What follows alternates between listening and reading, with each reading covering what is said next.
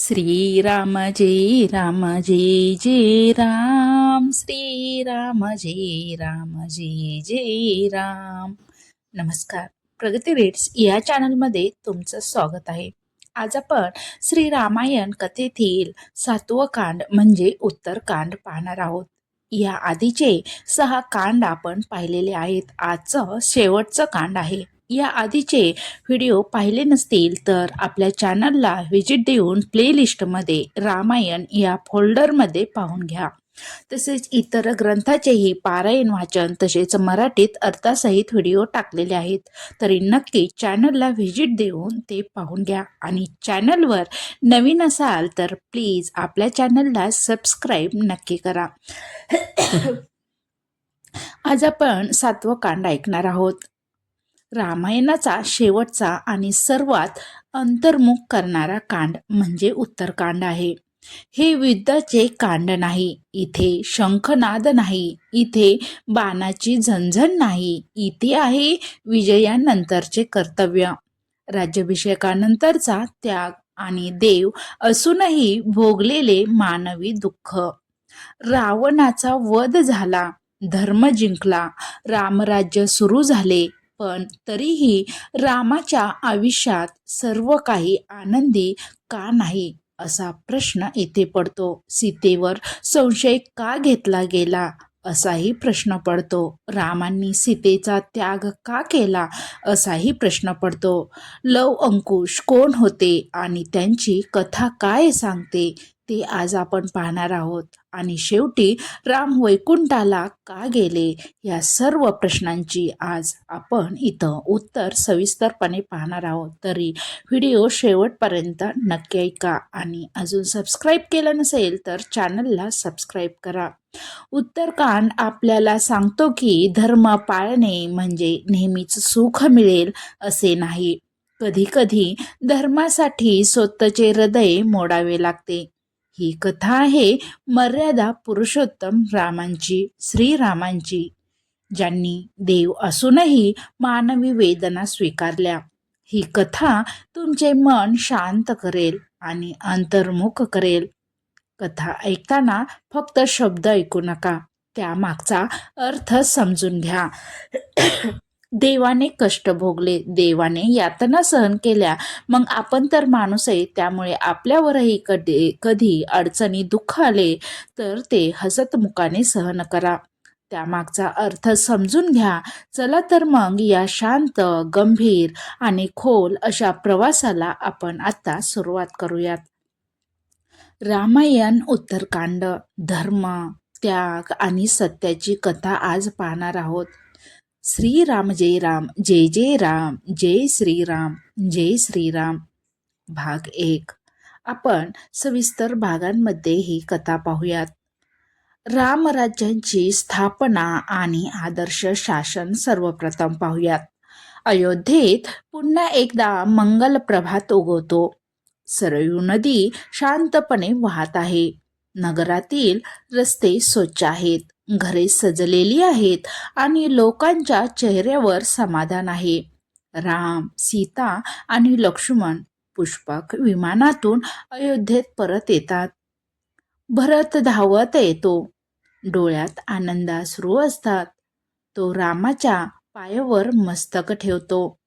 राम भरताला उचलून धरतात आणि म्हणतात, भरता, तू माझ्यापेक्षा मोठा आहेस. तू राज्य धर्माने सांभाळलेस. असं राम भरताचं कौतुक करतात. आणि भरतही राम आल्याबरोबर प्रेमभावाने रामांकडे येतात आणि पायावर मस्तक ठेवून चरणी नमस्कार करतात. रामाचा राज्याभिषेक पाहूयात. अयोध्येत भव्य राज्याभिषेक होतो. वशिष्ठ ऋषी मंत्रोच्चार करतात.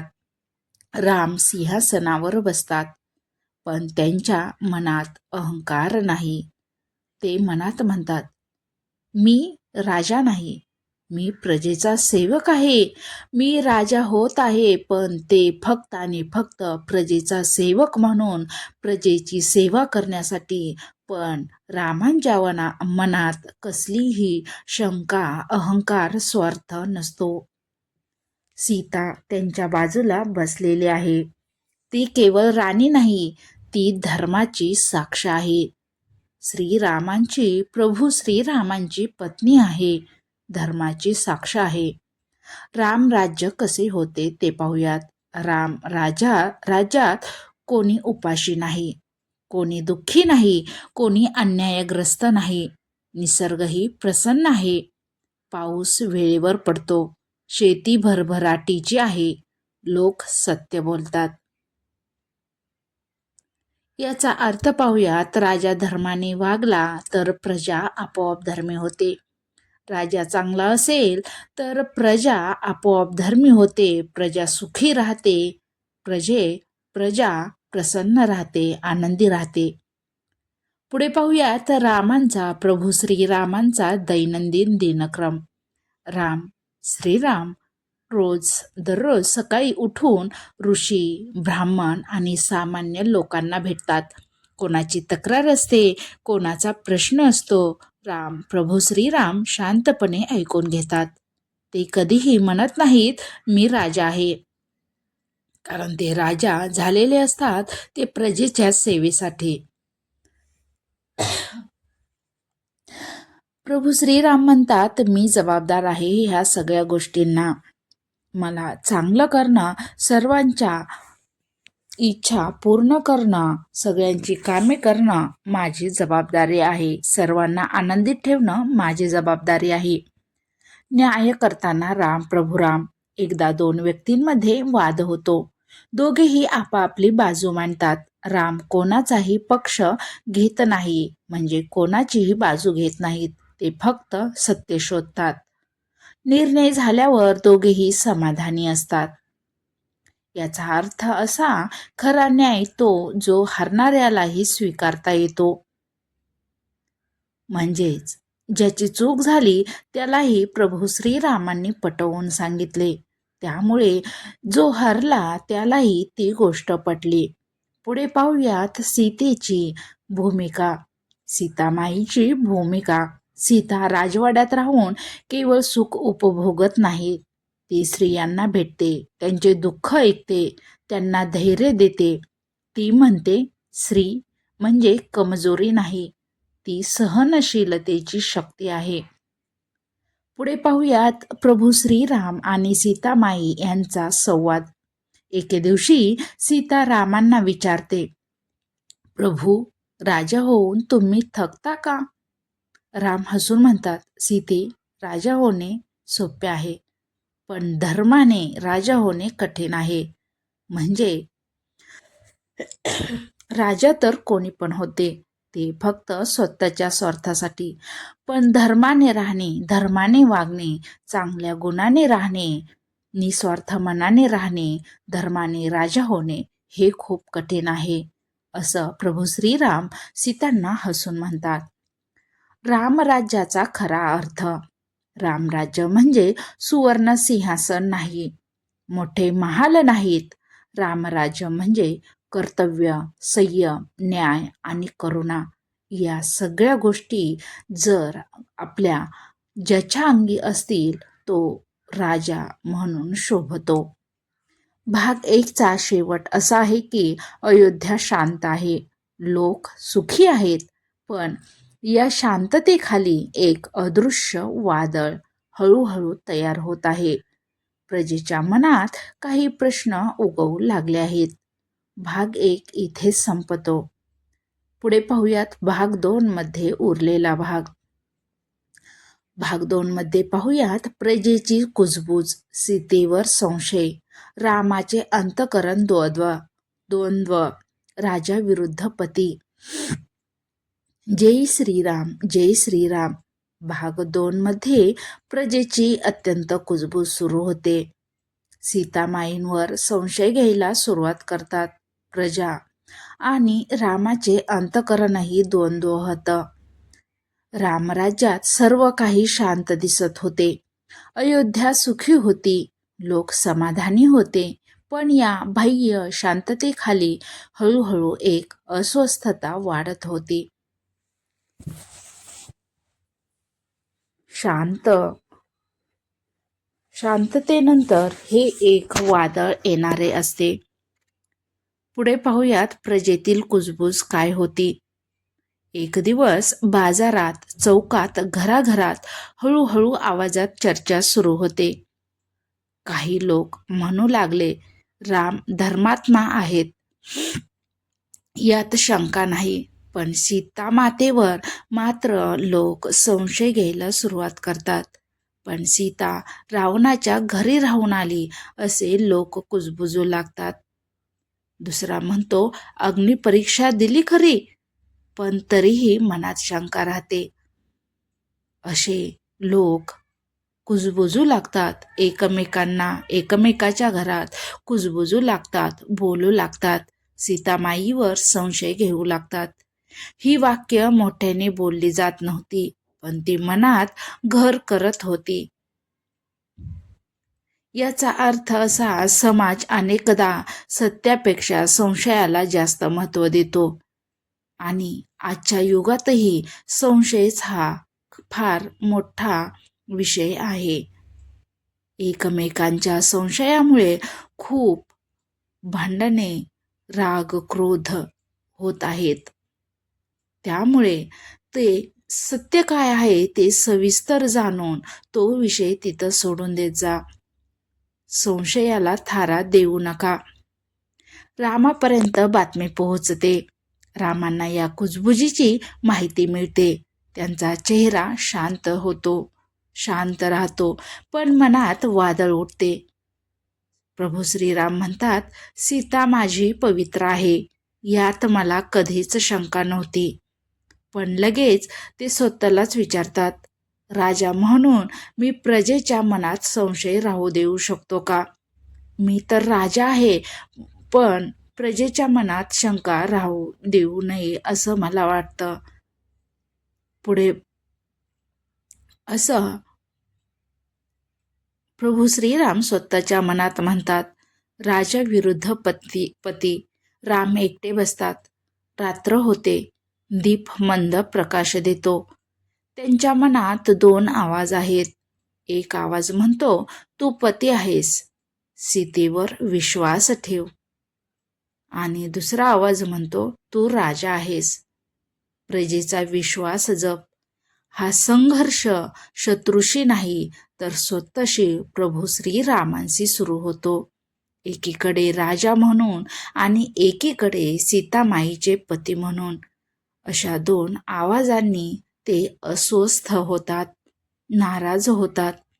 याचा अर्थ असा की खरा धर्मयुद्ध मनात लढला जातो.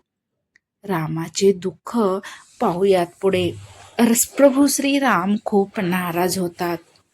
त्यांना सीतामाईवर विश्वास असतो, पण प्रजेच्या अशा बोलण्यामुळे त्यांच्या मनात अस्वस्थता निर्माण होते.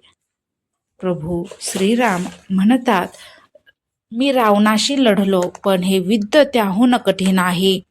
त्यांच्या डोळ्यात अश्रू येतात, पण ते वाहू देत नाहीत. राजा अश्रू दाखवत नाही. निर्णयाची वेळ. अखेर राम कठोर निर्णय घेतात. ते स्वतःला म्हणतात, राजा म्हणून माझे सुख नाही, माझे दुःख नाही, माझे कर्तव्य आहे. हा निर्णय त्यांच्या हृदयावर घाव घालतो. लक्ष्मणाला आदेश. राम लक्ष्मणाला बोलावतात. त्यांचा आवाज स्थिर आहे, पण आतून तो तुटलेला आहे. प्रभू श्रीराम म्हणतात, लक्ष्मणा, सीतेला वनात घेऊन जा. लक्ष्मण हादरतो. तो म्हणतो, प्रभू, हे खूप अन्याय आहे. राम शांतपणे उत्तर देतात, मला माहीत आहे लक्ष्मणा, मलाही यातना होत आहेत. ती माझी पत्नी आहे आणि मलाही माहिती आहे की ती पवित्र आहे. पुढे लक्ष्मणाचे दुःख पाहूयात. लक्ष्मण डोळे खाली घालतो. तो म्हणतो, ही आज्ञा पाळणे माझ्यासाठी मृत्यूसारखे आहे. प्रभू श्रीराम म्हणतात, धर्म पाळताना कधी कधी स्वतःचा जीव मारावा लागतो, स्वतःच्या इच्छा बाजूला ठेवाव्या लागतात, स्वतःचा संसार, स्वतःच्या गोष्टी जरा बाजूला ठेवावा लागतो. कारण मी राजा आहे, मी प्रजेसाठी आत्ता कर्तव्य करत आहे. भाग 2चा भावनिक शेवट. राम एकटे उभे राहतात. राजवाडा मोठा आहे, पण तो आज रिकामा वाटतो. दूर कुठेतरी सीता आनंदाने रामाची वाट पाहत आहे. भाग 2 इथेच संपतो. भाग 3 मध्ये आपण पाहणार आहोत सीतेचा वनवास, लक्ष्मणांचे अश्रू, सीतेचा त्याग, वाल्मिकी आश्रमांचा मार्ग. जय श्रीराम. ओम श्रीराम. श्रीराम जय राम. जय जय राम. भाग 2 आपण इथे पाहिला. आता भाग 3 मध्ये पाहूयात सीतेचा वनवास, त्याग आणि वाल्मिकी आश्रम. अयोध्येत सकाळ होते. राजवाड्यात नेहमीसारखी लगबग आहे. सीतामाई आनंदात आहेत. तिला वाटते आज कदाचित राम काही विशेष बोलणार आहेत, पण नियती काही वेगळेच लिहून ठेवते. लक्ष्मण आणि सीतेचा प्रवास. लक्ष्मण सीतेजवळ येतो. तो म्हणतो, भाऊ, रामांनी सांगितले आहे की आपण आज वनात जाऊ.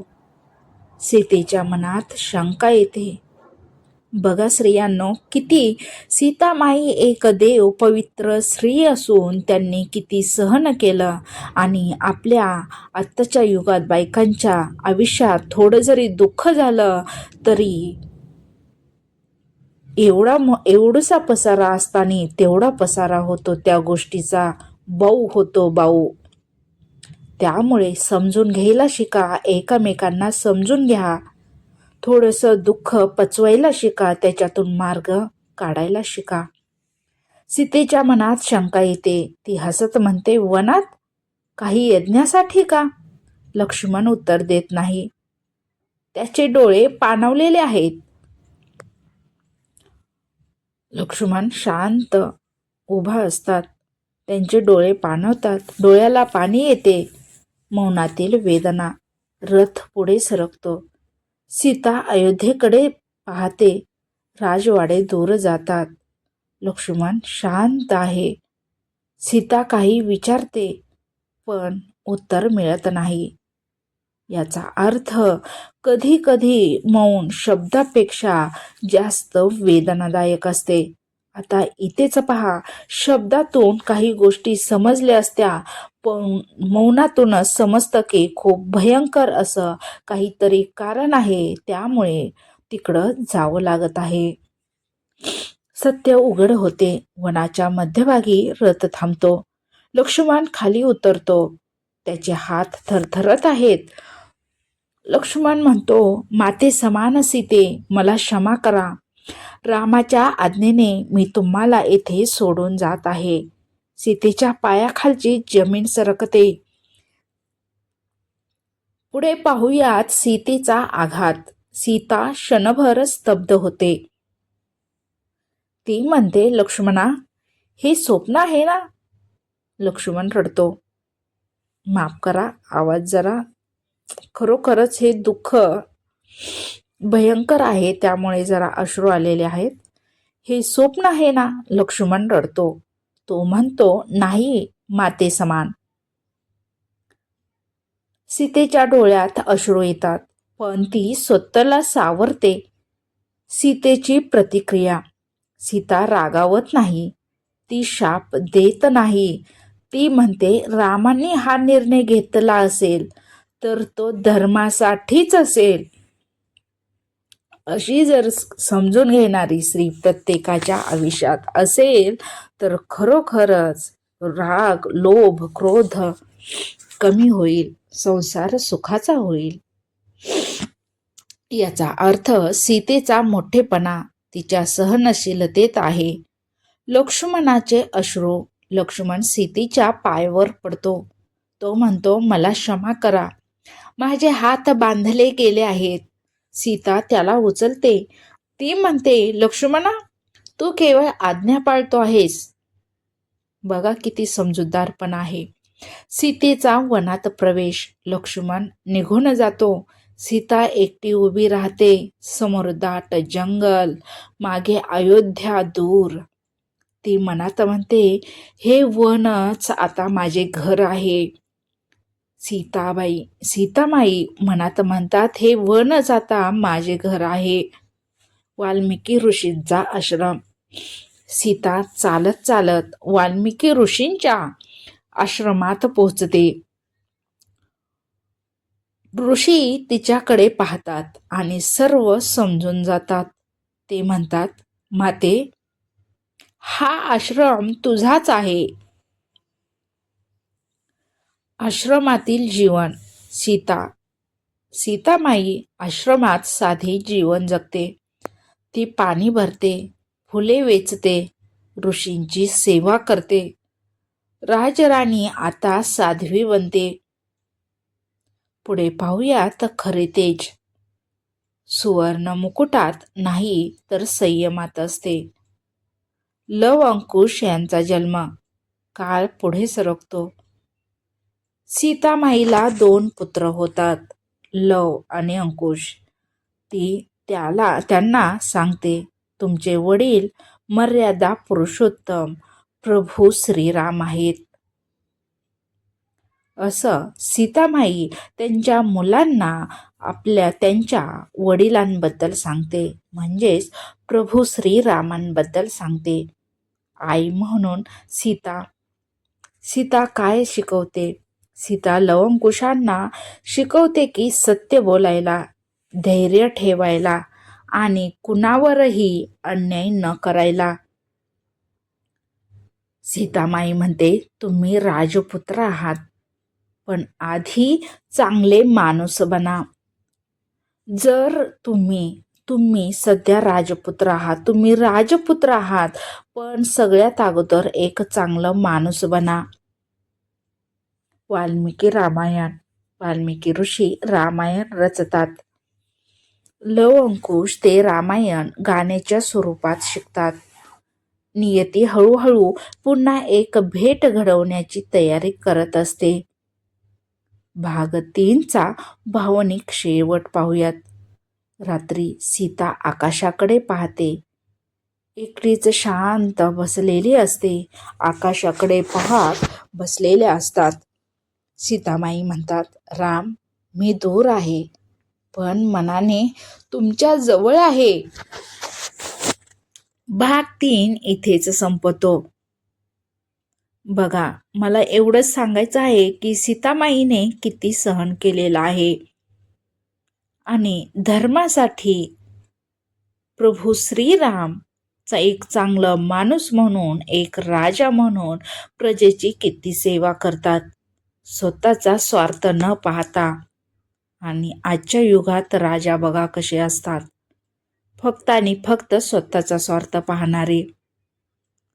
आपण निदान एक चांगलं माणूस बनण्याचा प्रयत्न करूयात यातून. भाग 4 मध्ये येणार आहे अश्वमेध यज्ञ, लव अंकुश विरुद्ध रामसेना, रामपुत्र भेट, सत्य उघड. श्रीराम जय राम, जय जय राम, श्रीराम जय राम, जय जय राम. रामायणकांतील भाग 4 हा पाहूयात. अश्वमेध यज्ञ, लव अंकुश पराक्रम आणि सत्याचा उलगडा. काळ हळूहळू पुढे सरकतो. रामराज्य स्थिर आहे, पण रामाच्या मनात सीतेची आठवण आहे, अजूनही जिवंत आहे. कर्तव्य निभावताना त्यांनी स्वतःचे सुख कधीच निवडले नाही. पुढे पाहूयात अश्वमेध यज्ञाचा संकल्प. एके दिवशी राम अश्वमेध यज्ञ करण्याचा निर्णय घेतात. हा यज्ञ राज्य विस्तारासाठी नाही, तर धर्म स्थापनेसाठी असतो. प्रभू श्रीराम म्हणतात, हा यज्ञ माझ्या अहंकारासाठी नाही, तर प्रजेच्या कल्याणासाठी आहे. तो म्हणजे अश्वमेध यज्ञ. यज्ञाचा घोडा सुटतो. अश्व म्हणजे घोडा. यज्ञाचा घोडा मोकळा सोडला जातो. तो जिथे जाईल तेथील राजाने रामाचे अधिपत्य मान्य करायचे असते. घोडा वनातून नगरातून हळूहळू पुढे जातो. वाल्मिकी आश्रमाजवळ तो घोडा वाल्मिकी ऋषींच्या आश्रमाजवळ येतो. लव अंकुश तेथे खेळत असतात. ते घोडा अडवतात. ते म्हणतात, हा घोडा आमच्या भूमीतून परवानगीशिवाय जाऊ शकत नाही. असं लव अंकुश त्या घोड्याबाबतीत म्हणतात. लव अंकुश यांचा निर्णय. लव आणि अंकुशांना आपल्या पित्याची ओळख नाही, पण त्यांच्या रक्तात रामाचे शौर्य आहे. ते म्हणतात, लव अंकुश म्हणतात, जोपर्यंत आम्हाला पराभूत करत नाही तोपर्यंत घोडा पुढे जाणार नाही. लव अंकुशांमध्येही रामाचे शौर्य, धैर्य, पराक्रम असतात. रामसेना येते. रामांना संदेश मिळतो. ते लक्ष्मण, हनुमान आणि इतर वीरांना पाठवतात. लक्ष्मण येतात. लक्ष्मण विरुद्ध लव अंकुश. लक्ष्मण युद्ध करतात, पण आश्चर्य घडते. लव अंकुश त्यांना पराभूत करतात.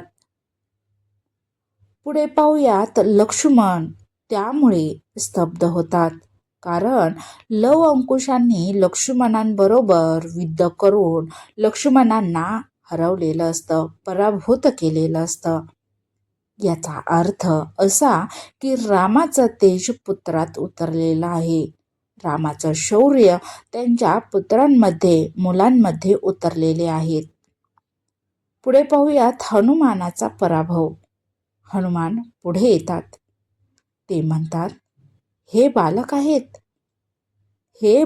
आहेत, पण युद्ध सुरू होताच हनुमानही पराभूत होतात.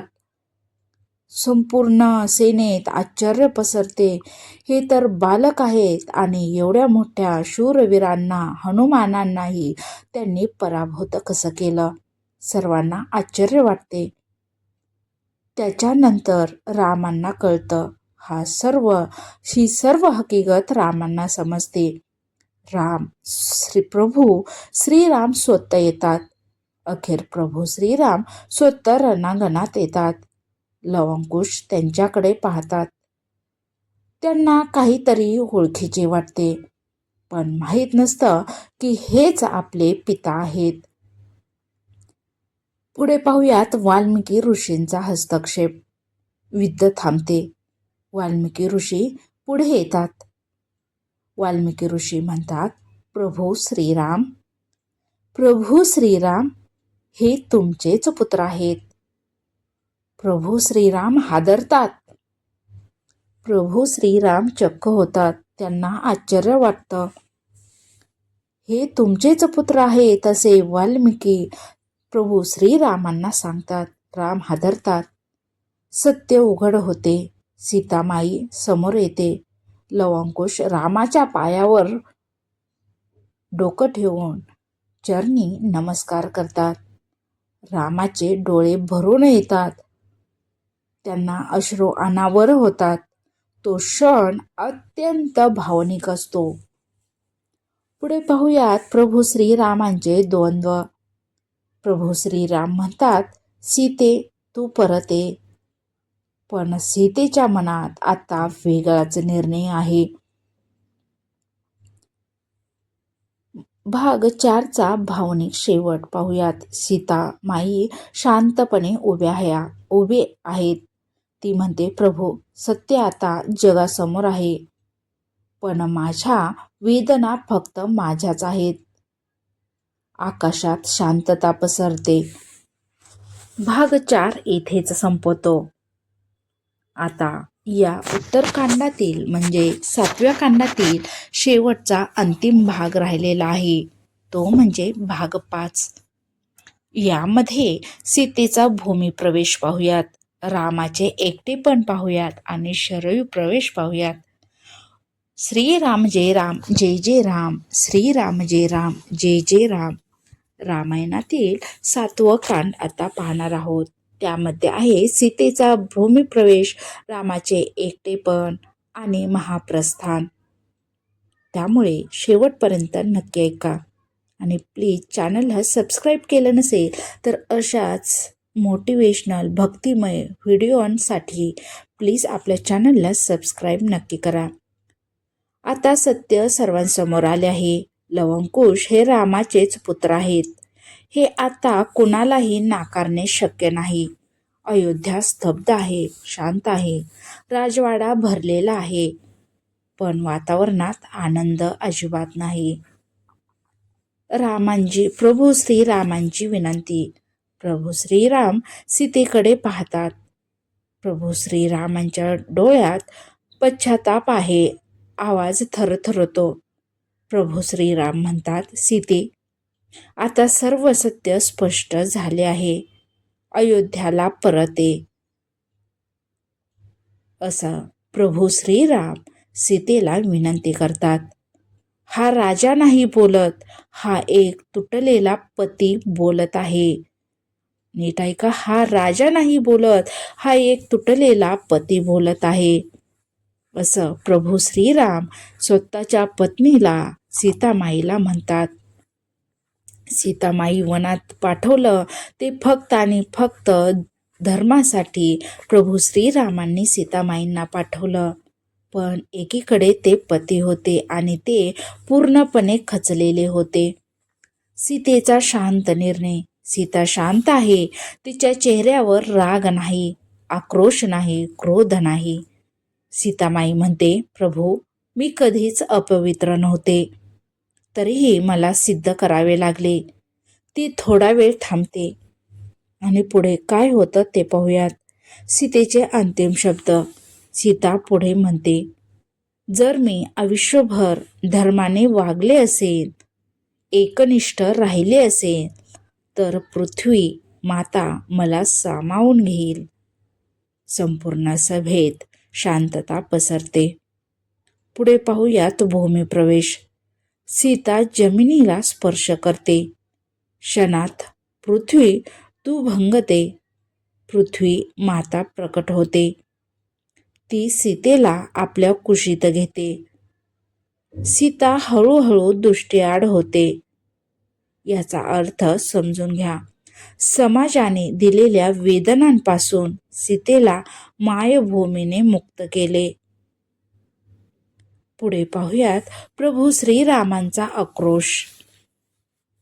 सीता निघून गेल्यावर राम कोसळतात. प्रभू श्रीराम म्हणतात, मी राजा म्हणून जिंकलो, पण पती म्हणून हरलो. प्रत्येकालाच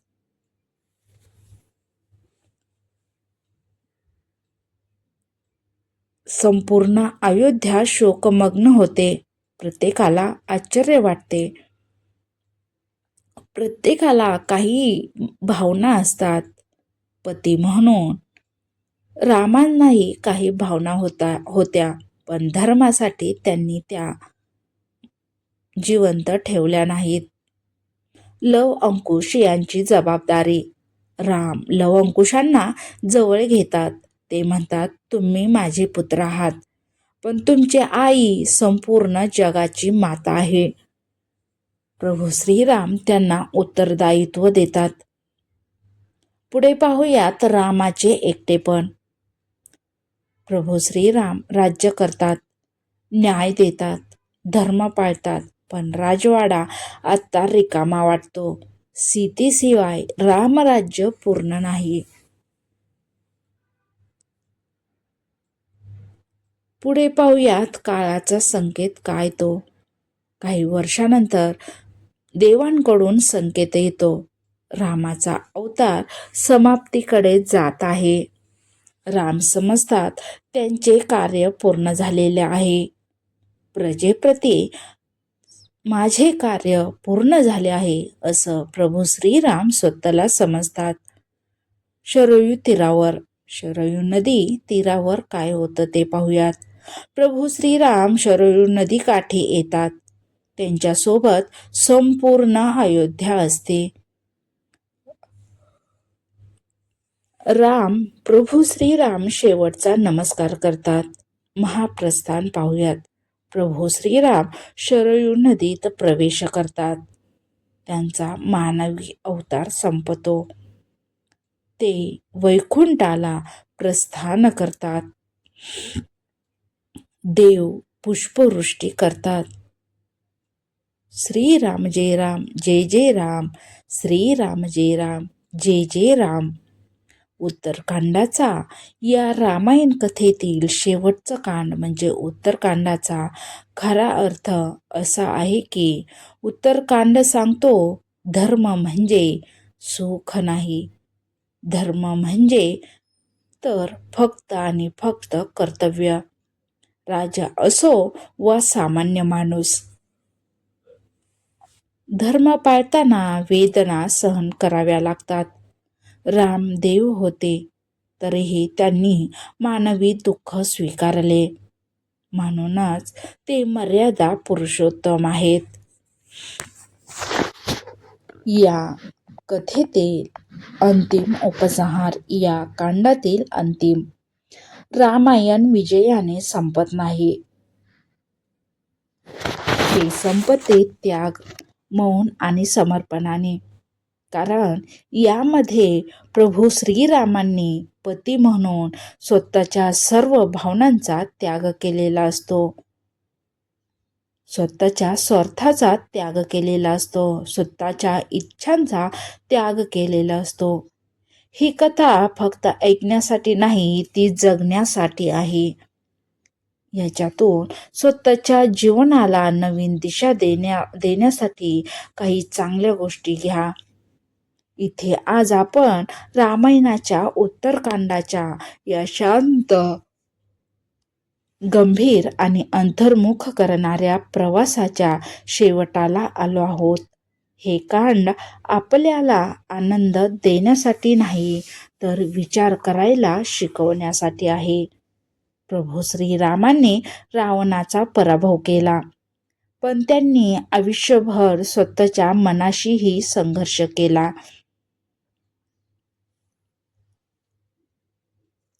सीता निर्दोष होती. सीता पवित्र होत्या, तरीही तिला सिद्ध करावे लागले. राम न्यायी होते, तरीही त्यांना एकटे व्हावे लागले.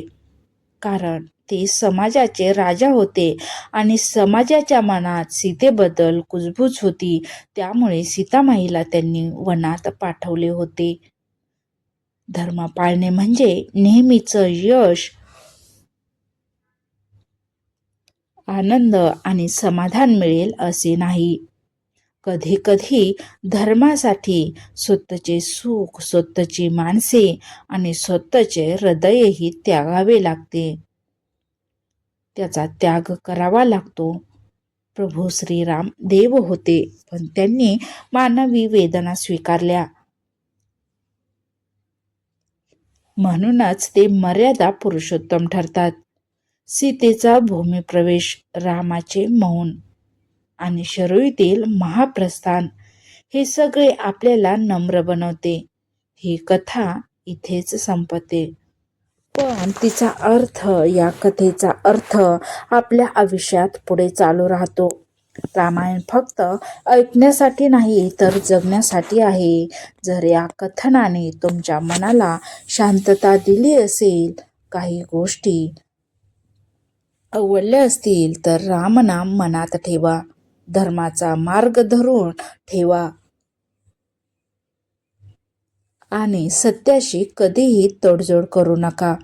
याच भावनेने आपण इथे थांबूयात. श्रीराम जय राम, जय जय राम. श्रीराम जय राम, जय जय राम. रामराज्याचा आदर्श सदैव सर्वांना लाभो आणि सदैव हा आदर्श जिवंत राहो. व्हिडिओ आवडल्यास प्लीज व्हिडिओला लाईक करा, चॅनलला सबस्क्राईब करा आणि बेल आयकॉन दाबा, म्हणजे नवीन व्हिडिओ सर्वात अगोदर तुमच्यापर्यंत पोहोचतील. काही चुकलं असेल तर क्षमा असावी. श्रीराम जय राम जय जय राम. श्रीराम जय राम जय जय राम. चॅनलला अजून सबस्क्राईब केलं नसेल तर प्लीज सबस्क्राईब नक्की करा आणि कमेंटमध्ये लिहा जय श्रीराम जय श्रीराम. श्रीराम जय राम जय जय राम. श्रीराम जय राम जय जय राम. श्रीराम जय राम जय जय राम. श्रीराम जय राम जय जय राम. धन्यवाद.